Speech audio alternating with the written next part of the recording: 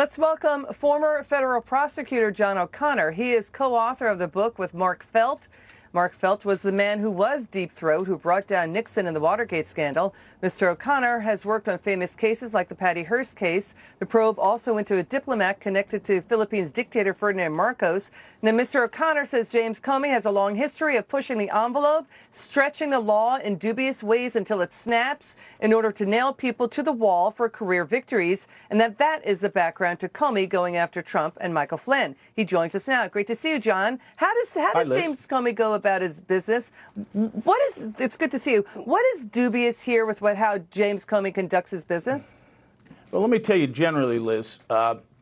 James Comey poses as a morally superior, highly ethical lawman, whereas in fact he tries to use the law to exploit others, to destroy their lives for his own personal vainglory. I think in my view, he is a disgrace to all the fine people in the Justice Department that wake up every day trying to protect people, not trying to destroy citizens wrongly. And that's what he does. How did he do it in the Martha Stewart case?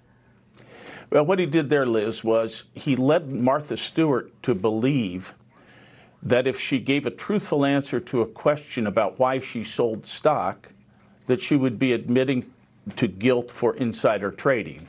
She had traded a stock based on a tip from her broker. It was not illegal insider trading, but James Comey led her to believe that she would be prosecuted for that if she admitted getting the tip from her broker, Peter Bokanovic. So she denied it.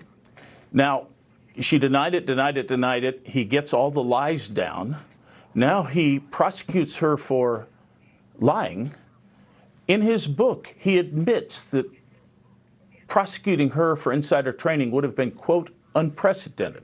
And the reason it would have been unprecedented, because it wasn't a crime. He knew that. He knew he was tricking her into committing a crime, but she thought a truthful answer would be an admission to a crime. And that's his MO. He does that time and time again, getting people to believe that a truthful answer would be admitting to a crime, whereas in fact, there wouldn't be a crime. So he also worked on the Valerie Plame case. What was dubious there, what he did? Did the exact same thing. He started a special counsel's investigation with his friend Patrick Fitzgerald on the theory that anyone who told a reporter about the identity of Valerie Plame as a CIA agent was breaking a law, the Foreign Agents Identification Act. Now, I read the statute, other people read the statute, and it looks on its face like it covered Valerie Plame because in the past 5 years she'd been to Europe and used a false name. In fact, he knew, and Fitzgerald knew, that the statute did not cover Valerie Plame. There were words of art in it that a normal person wouldn't understand, and everyone thought that a truthful answer to talking to a reporter about Valerie Plame would be admitting to a crime. There's absolutely nothing wrong with telling a reporter, by the way, Valerie Plame is the wife of the guy who wrote the op-ed in the New York Times. That's what they were saying. So he knew that Scooter Libby had probably leaked her name. He knew that Karl Rove had probably leaked her name. He hated both of them. He particularly disliked Vice President Cheney and Scooter Libby. And so he got them to deny talking to reporters. Karl Rove had a good lawyer and retracted it. But anyway, he lied about not talking to reporters and got convicted. So he nails people on process crimes. Final word. That's exactly what he does. He tricks people as he did with Michael Flynn, George Papadopoulos, the whole shooting match.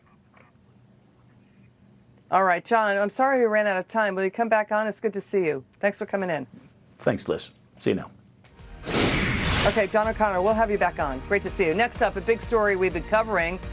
Did the Obama administration have another reason to go after the incoming Trump team? Was it because then candidate Trump promised to get rid of Obama's legacy-making Iran nuclear deal? We're bringing on Charles Hurt just ahead.